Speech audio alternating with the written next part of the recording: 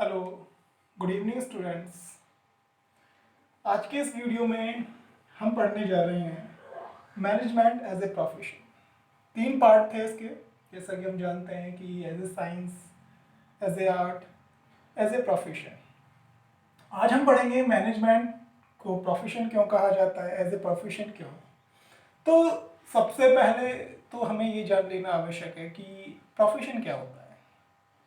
आप जानते हैं कि साइंस क्या है, आप जानते हैं कि आर्ट क्या है या कला क्या है। तो उसी प्रकार से प्रोफेशन क्या है। Profession it refers to that economic activity which is conducted by a person having some special knowledge and skill which is used impartially to some various section of the society। अगर इसको आसान शब्दों में समझने की कोशिश करें, कोई भी एक ऐसा व्यक्ति या ऐसी इकोनॉमिक एक्टिविटी वो करता हो अपने जीवन यापन के लिए, और उसके अंदर कुछ स्पेशल नॉलेज हो या स्किल्स हों, और वो देश के या समाज के प्रत्येक सोसाइटी को, डिफरेंट सोसाइटी को वो सर्व करता हो, वो काम क्या कहलाएगा, वो हमारा काम कहलाएगा प्रोफेशन। उदाहरण के लिए आप ले लीजिए कि डॉक्टर्स, स्पेशल नॉलेज होती है, स्पेशल स्किल्स होते हैं, और देश के या समाज के हर वर्ग को वो अपनी स्किल्स को सर्व करते हैं, जो अपनी दक्षताएं होती हैं उनको सर्व करते हैं। डॉक्टर्स के अलावा इंजीनियर्स हैं, लॉयर्स हैं, सीए हैं, चार्टर्ड अकाउंटेंट्स। तो ये सभी क्या है, ये प्रोफेशन कहलाता है। अब बात आती है इसकी टेस्टिंग की, testing of management as a profession.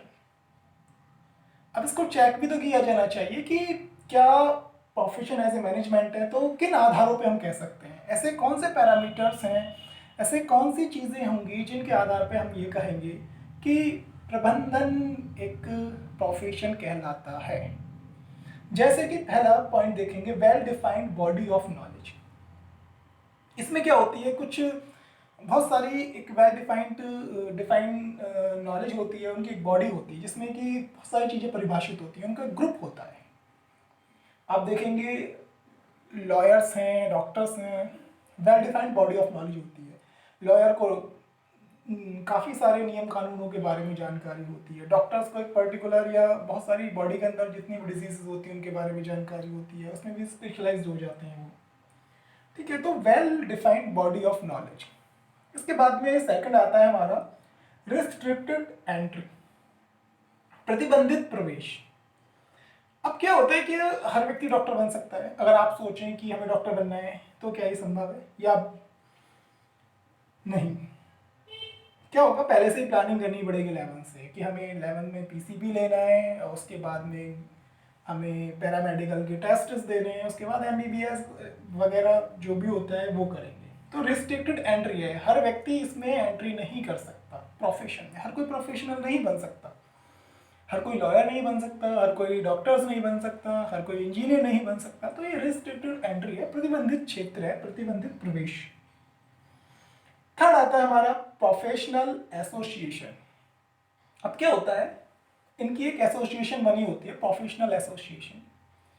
जैसे डॉक्टर्स की बनी हुई है, डॉक्टर्स की क्या है, आईएमए, इंडियन मेडिकल एसोसिएशन। जितने भी डॉक्टर्स होते हैं वो सभी इसमें रजिस्टर्ड होते हैं, उनको रजिस्ट्रेशन के बाद एक सर्टिफिकेट इश्यू करा दिया जाता है कि ये पर्टिकुलर पर्सन जो है, ये व्यक्ति जो है, ये डॉक्टर जो है प्रैक्टिस कर रहा है, वो हमारी एसोसिएशन का मेंबर है। ऐसे ही लॉयर्स के लिए भी होता है। लॉयर्स के लिए क्या है, उनके लिए बार काउंसिल्स बनाए गए हैं। बार काउंसिल क्या करते हैं, जो भी प्रैक्टिस करता है लॉयर, उसको वो ऐसे ही सर्टिफिकेट दे देते हैं। तो इन सभी के लिए क्या होता है, प्रोफेशनल एसोसिएशन बनाई गई है, डॉक्टर्स के लिए, लॉयर्स के लिए, इंजीनियर्स के लिए, सीए के लिए। फोर्थ आता है हमारा एथिकल कोड ऑफ कंडक्ट। अब एथिकल कोड ऑफ कंडक्ट क्या होता है कि इसमें क्या करते हैं, कुछ सामान्य नियम कानून बनाए जाते हैं जिसको हम आचार संहिता कह सकते हैं। आचार संहिता आपने नाम सुना होगा इसका। जब हमारे यहाँ इलेक्शंस डिक्लेयर होते हैं, चुनावों की जब घोषणा की जाती है, तो उसके साथ आचार संहिता लग जाती है, यानी कि एक नियम कानून लागू हो जाते हैं कि ये काम नहीं किया जाएगा या इस टाइप के काम किए जाएंगे। ऐसे ही इनके बीच में एक एथिकल कोड ऑफ कंडक्ट होता है।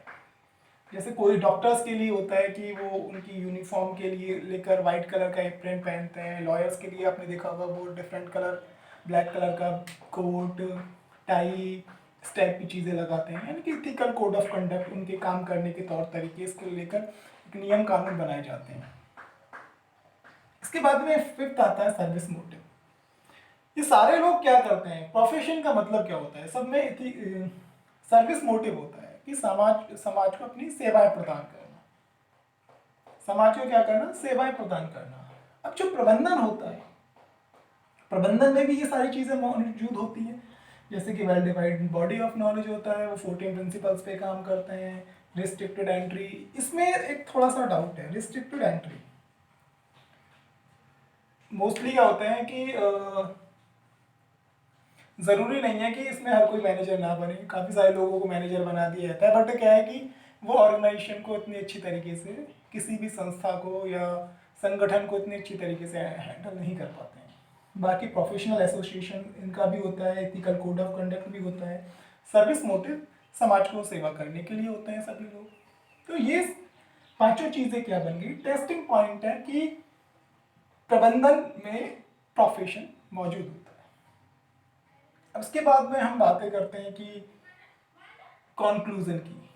सबसे पहले हमने पढ़ा था मैनेजमेंट एज ए साइंस, विज्ञान, लेकिन बिल्कुल ये प्योर साइंस नहीं है।